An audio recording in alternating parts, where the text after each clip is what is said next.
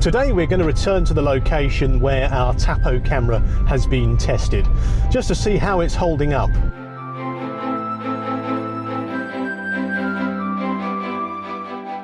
As promised, we've returned to the location where the Tapo camera that we demonstrated has been tested for the last 2 weeks. Now, an example of English weather is not sunshine for 2 weeks flat, which is essentially what we've had. Hot weather and sunshine, which again for a solar camera is obviously going to work to its advantage.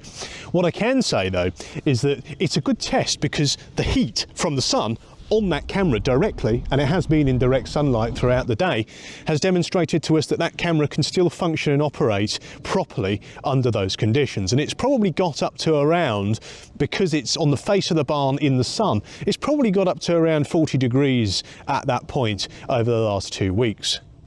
Now, what I will say about the solar element of it is, yes, the testing environment for that has been ideal with the sunshine. It would be interesting to see what happens with that in normal UK weather conditions, if I may use that term.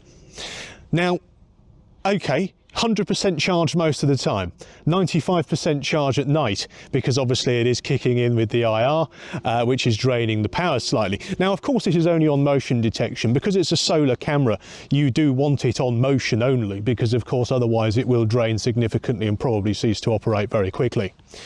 What I can also say though, which of course is a problem for me, is that this has got a Hanwha recorder here with some Hanwha cameras, which are obviously wired into the NVR. You can't do that with this camera. Obviously some Tapo cameras will work on RTSP or ONVIF. This particular unit will not support that because it's solar powered, and they're basically saying it's probably not reliable enough to connect it to something that will detect a consistent video loss over time, which I would agree with.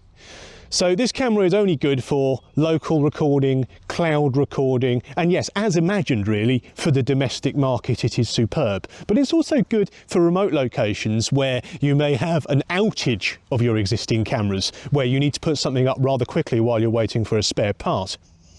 The other advantage to this camera though, which I think is again reiterating a point that we've been talking about quite a lot at Stilo recently, is remote sites. Remote sites where you might be able to get some 4G Wi-Fi. Remote sites where you might be able to operate on a cellular network, just giving you that capability to know if something's going on. And what I will tell you about it is that the instant alert that comes through on mobile devices is really good. It works as a form of intrusion detection as well, which I think was quite a nice element as well to look at.